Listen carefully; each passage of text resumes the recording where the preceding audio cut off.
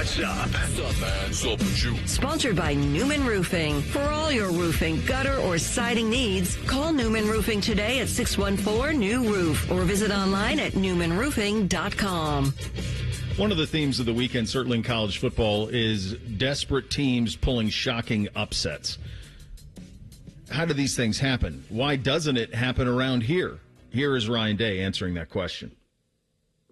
I think to see Zion make a play, Jarquez was in the backfield, I saw Logan make some plays.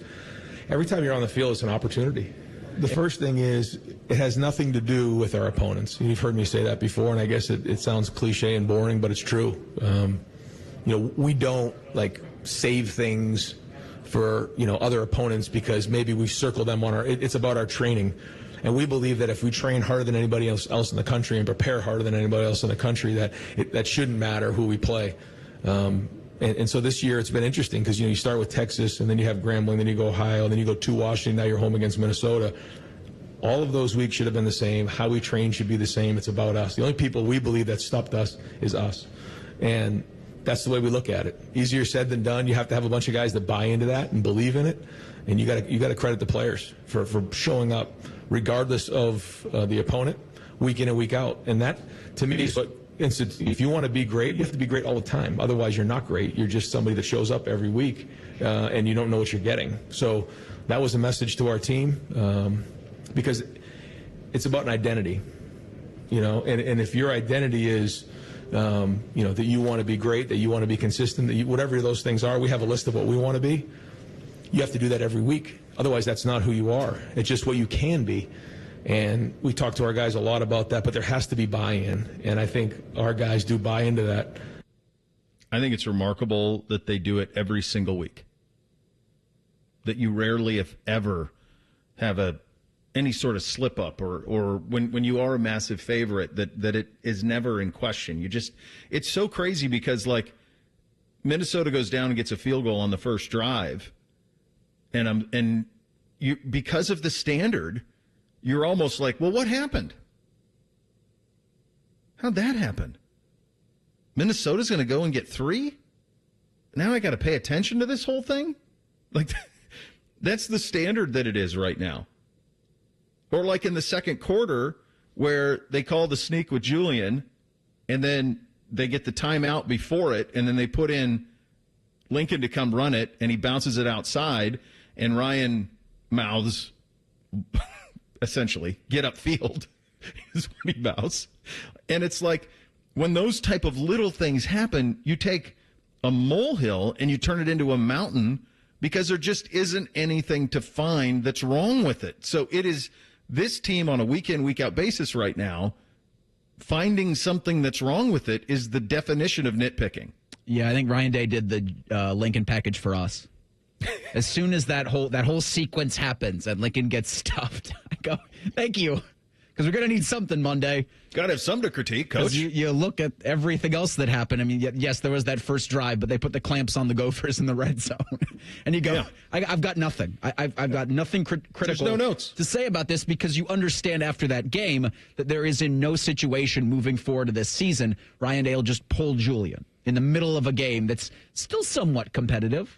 I love your text to us, Beau. I'm going to need to get the real truth on why we needed to take a timeout to do this. I wonder what he saw. I do want to get that. I hope somebody asks him maybe tonight this is the fun we have to try to have here. So my request either tonight on Roundtable or tomorrow at the presser is just somebody ask him why the timeout on the 4th and 1. If you go, and let's have a little fun with it right now. You guys were watching on television, correct? Correct. Yes. So they had the eye in the sky on the huddle, and Julian has a smirk on his face like cat ate the canary, right? And I'm thinking to myself, I wonder if he knew when the play came in that there should have been a sub out or something. I wonder what, because he was smirking on it, that was the call. You guys picked up on that too, right? And he got it by 4 yards. I mean, it wasn't like it was even close. It worked, absolutely. But I hope that we get the real truth on it, because that and the first drive that leads to a field goal, that's all you got. That's all you got. Now, Ryan at halftime was really upset about he loves the middle eight. The middle eight is what everybody's concerned about now, right? Last 4 minutes of the first half, first 4 minutes of the second, and they didn't execute that the way that he wanted. You're still up 21-3. Right? There's no fear of anything of losing, no sort of ultimate penalty. It's just, it should have probably been 28-3 at half. But just think what we're doing. This is on a day when Penn State lost to UCLA and Texas lost to Florida, and we're pissed off because it's not 28-3, it's 21-3. That's how absurd this is. Yeah, you think that, that the coaching, the coaching staff still wants to keep the foot on the gas pedal. And you know that I think it was 11 Warriors who had the write-up of Ryan Day standing on the field at Ohio Stadium, kind of watching the final seconds tick off in Westwood of UCLA upsetting Penn State. And I think that was part of the reason he gave the message to his team, is where you can't afford these kinds of things. So you can't afford to have a mental miss on any type of play in any type of game against any type of opponent, because look what can happen to you. And so I'm wondering if, on Coach Day's desk right now is a thank you letter to James Franklin. And he just hands it to him on November 1st. He's like, because you're keeping our guys aware of the surroundings at all times. Yeah. Without having to actually take that L. The one thing I love that Ohio State did in this game, too, by the way, was they had young guys sprinkled in this game throughout, the backups, right? I've really paid attention to who has been on the field and when this year with this Ohio State team for sometimes, and they've all year, late in the first quarter, early in the second quarter, they've pulled Tegra Shabola and put Ethan Onianwe in at right guard for 2 series. Mm-hmm. They did that this week, but it wasn't Ethan Onianwe. It was Josh Padilla that got in there at right guard. You saw Mylan Graham and Quincy Porter in the game early. Zion Grady was getting snaps in the first quarter. Jarquez Carter. And it's not that Minnesota is a big-time opponent, right? But it's a Big Ten opponent, and these guys are getting snaps in meaningful football games. That makes me very excited for what's down the pipe for this Ohio State football team, because we have not seen them do that in the past. It has been the starters until the game was definitely no longer in doubt and maybe a couple more drives. I texted you guys after they let Julian finish that first drive that was spilled over from the third into the fourth quarter. I was like, no more starters on offense. And that's what they did. They put all the backups in. And I loved seeing that on Saturday night, giving these guys opportunities in big football games. Yeah, and you can do so. And this was a big, kind of point of emphasis last week about how they're really taking an NFL approach, a long game view of coaching this team. And you can do that when you have this defense, which just gives up nothing. Jordan Reed's an NFL draft analyst. He was singing the praises of the Buckeye defense. Obviously, we have a lot of fun with Arvell Reese's number 8, all of those things. There's a play that Minnesota tries to run where they try to sneak the tight end off. So it's a play action, and then the tight end sneaks out the other side, comes all the way across the formation and sneaks out. They tried to run it in the red zone. Guess who was following the tight end and had the answers to the test? Employee number 2. You think you're going to outfox him? Nope. Nothing there. Here's Ryan on the defensive performance. Yeah, 162 yards, especially after that first drive, 1 for 11 on third down. I thought they played well, and, just can't say enough about the effort. Guys just, flying around, throwing their bodies around. There's a lot of good things to teach off of here and get better at, but they played hard again, and again, held them to 3 points. What can you say? Not much, Reese.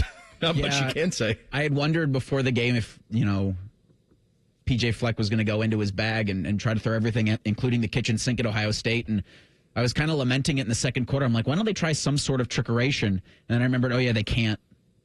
No. There's nothing they could do to outfox this Ohio State defense. Athletically and then schematically, there's nothing that, at least in my opinion, after watching this defense through 5 games in 6 weeks, they can't do anything that would fool them. They can't do anything that would out-athlete them. They can't just be better, because they're not. There are a few teams that can, and this Minnesota team isn't one of them. Because I thought, Corey Parrish, he's their weapon. Of any player they had on that team, he was maybe the one guy you throw out there, and I don't think I saw him on an offensive snap. PJ said it post. I really like PJ. I like what he's doing. I know maybe it rubs some people the wrong way, but I think he's hitting his head against the ceiling on what you can do at Minnesota, and that's all you can ask for somebody. And so I appreciate him. He said post game it's the best defense he's seen in 13 years, and I mean I've been here since 2007.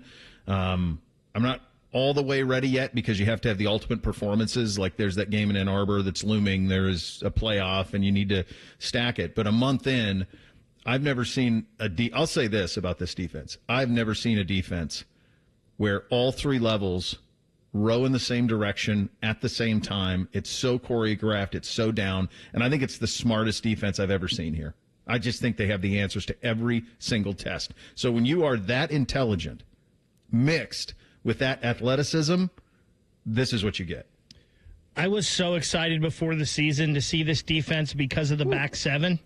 Like, I thought this back seven was going to be so ridiculously talented and good that it could be one of the best ever at Ohio State. I've been super impressed with the D-line, the way they've come along. And they may have got off to a little bit slower start, but these last couple of games, they have been humming. Caden Curry might be as disruptive as anyone we've had in a long time at the defensive end position. And Caden McDonald's a monster in the middle of that D-line. I think any kind of slow start or perception of was by design. I think against Texas, and especially against Grambling, it's like this guy, they got the quarterback. Keep him in front of you. And they did. It's so overwhelming for the opposition to try to find anything to take advantage of. It's just unbelievable what we're seeing so far out of this team. The Browns were in London. Rookie quarterback made his debut. What do we make of it? We'll get into it. By the way, we've done 45 minutes on the Buckeyes. We haven't mentioned Julian Sayin. We haven't mentioned Cardinal Tate or Jeremiah Smith. That's how ridiculous it is. We will do all of that, trust me, coming up at 10 o'clock, because what you're seeing with your quarterback is special, beyond what anybody thought this soon. We'll get to all of that coming up at 10 o'clock. Browns in London up next. Bishop and Friends right here on The Fan.